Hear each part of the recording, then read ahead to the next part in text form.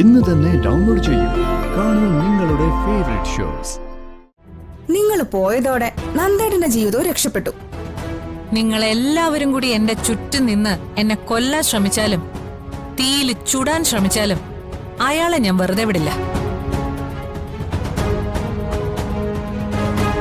അയാളുടെ വിധി തീരുമാനിക്കുന്നത് ഞാൻ തന്നെയായിരിക്കും. എന്തിനാ വെറുതെ ഇനിയും പ്രശ്നങ്ങൾ ഉണ്ടാക്കുന്നേ? അവന്തിയടുത്ത് നമ്മുടെ വീട്ടിൽ നിന്ന് ഇറങ്ങി പോയതല്ലേ?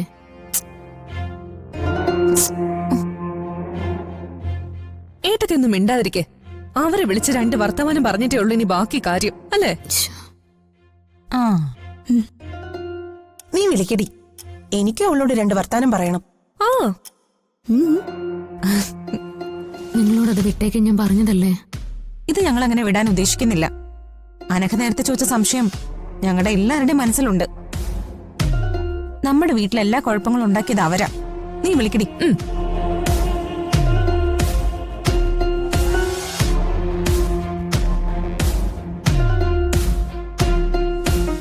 ബെല്ലുണ്ട്.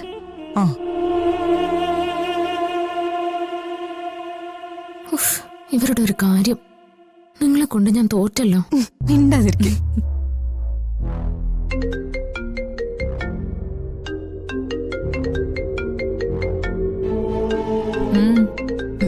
മാഡം, കുറച്ചു നേരമായി ഫോൺ ബെല്ലടിക്കുന്നു.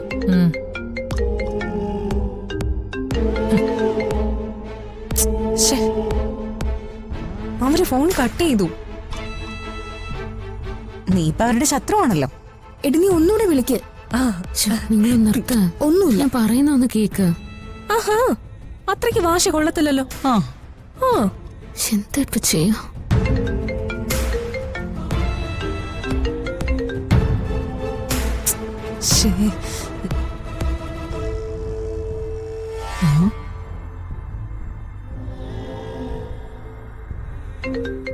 ആരാ മേഡം ഇങ്ങനെ കിടന്ന് വിളിക്കുന്നേ?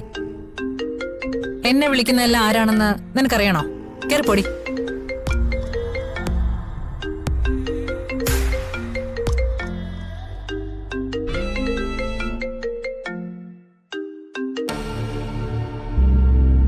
എന്തിനാടി എന്നെ വിളിച്ചത്?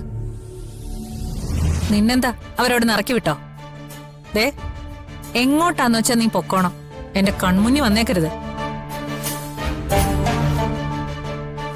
നീയേ എന്റെ ശത്രുവാ. മേലിൽ ഒരു സഹായത്തിനും നീ എന്നെ വിളിച്ചു പോരുത്. അയ്യോ, ഞാൻ നിങ്ങളുടെ സഹായത്തിനൊന്നും വിളിച്ചതല്ല, ഒരു വിവരം അറിയിക്കാൻ വിളിച്ചതാ. എന്താടി?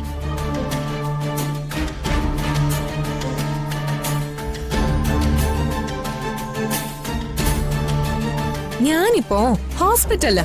നീ ചത്താലും എനിക്കൊന്നുമില്ല.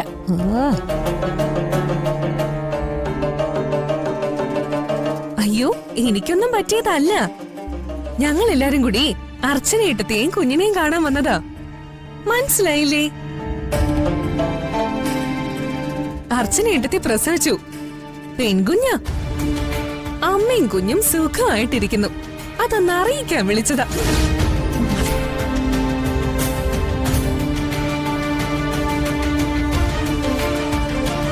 നിങ്ങൾ പോയതോടെ ഞങ്ങൾ എല്ലാവരും ഇപ്പൊ സന്തോഷത്തോടെ സമാധാനത്തോടെയാ ജീവിക്കുന്നേ. നീ അങ്ങനെ ഒരുപാട് സന്തോഷിക്കാൻ വരട്ടെ.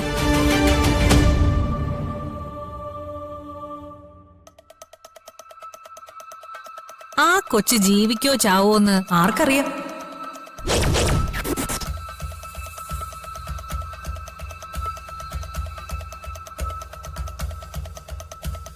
ഇൻക്യുബേറ്ററിൽ കിടക്കുന്ന ജീവൻ എപ്പോ വേണേലും പോവാം.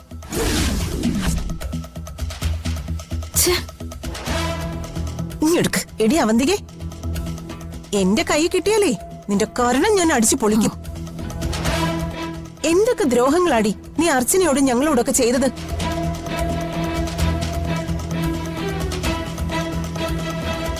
ആ ഫാനിനകത്ത് മുടി കുടുക്കി എന്നെ കൊല്ലാൻ ശ്രമിച്ചത് നീയല്ലേ? അയ്യോ, ഇതാരാ? മീരയോ? നിങ്ങള് നാത്തൂനും ഇപ്പൊ ഒന്നായോ? ഞങ്ങളെ പണ്ട് ഒന്നായിരുന്നു. നിന്റെ വാക്ക് കേട്ടിട്ടാ ഞാൻ ഇവിടെ തെറ്റിദ്ധരിച്ചത്. നീ ചെവിയിലും നുള്ളിക്കോ. നീ ഇല്ലാതാക്കാൻ ശ്രമിച്ചിട്ടും അർച്ചനയും കുഞ്ഞിനെയും ദൈവം രക്ഷിച്ചു.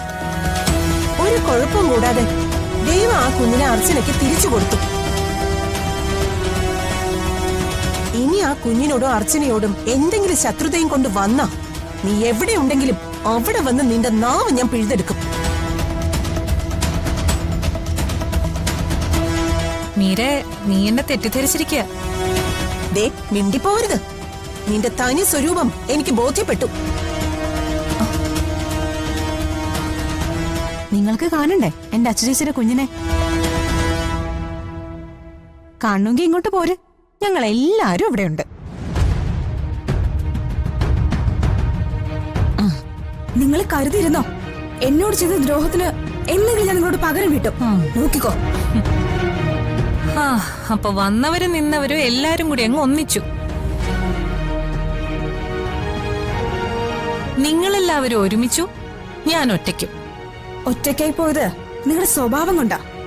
ഇനി മേലില് നെല്ലിശ്ശേരി വീട്ടിലോട്ട് തിരിച്ചു കയറാന്ന് നിങ്ങൾ വിചാരിക്കണ്ട. നിങ്ങൾ പോയതോടെ നന്ദേട്ടന്റെ ജീവിതവും രക്ഷപ്പെട്ടു. നിങ്ങളെല്ലാവരും കൂടി എന്റെ ചുറ്റും നിന്ന് എന്നെ കൊല്ലാൻ ശ്രമിച്ചാലും തീയിൽ ചുടാൻ ശ്രമിച്ചാലും അയാളെ ഞാൻ വെറുതെ വിടില്ല. അയാളുടെ വിധി തീരുമാനിക്കുന്നത് ഞാൻ തന്നെയായിരിക്കും. ഞാൻ ഇറങ്ങി പോന്നൂന്ന് കരുതി നെല്ലിശ്ശേരിയിൽ നല്ലതൊന്നും നടക്കാൻ പോകുന്നില്ല. അതൊക്കെ നിങ്ങളുടെ തോന്നല് മാത്രം. നിങ്ങൾ പോയതോടെ നെല്ലിശ്ശേരി വീട്ടിൽ ഒരു പുതിയ വെളിച്ചം വന്നു. അവിടെയുള്ള എല്ലാവരെയും തമ്മിലടിപ്പിച്ച് നശിപ്പിക്കാൻ നോക്കിയത് നിങ്ങളാ. മോളെ, നിനക്കുള്ളത് ഞാൻ വെച്ചിട്ടുണ്ട്. എപ്പോഴെങ്കിലും നിന്നെ എന്റെ കൈ കിട്ടും. ഹ. എന്റെ ശത്രുക്കളുടെ കൂടി എന്നോട് ചെയ്തതിനുള്ള കൂലി അന്ന് ഞാൻ നിനക്ക് തരും. ഞാനത് കൈ നീട്ടി വാങ്ങിച്ചോളാം. ഇപ്പൊ നിങ്ങൾക്ക് വയറ് നിറഞ്ഞല്ലോ, ബാക്കി പിന്നീട് തരാം.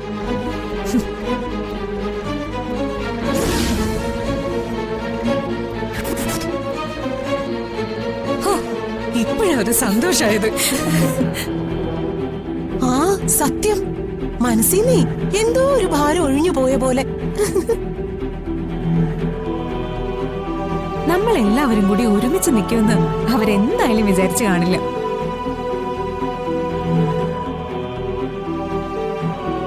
എന്തൊക്കെ ദ്രോഹങ്ങളാ നമ്മുടെ കുടുംബത്തോട് അവര് ചെയ്തത്. ഇനി അർച്ചനടുത്ത് വിഷമിക്കണ്ട. ഒരു വാക്കുകൊണ്ട് പോലും ഇനി ആരും ഏട്ടത്തെ വേദനിപ്പിക്കില്ല.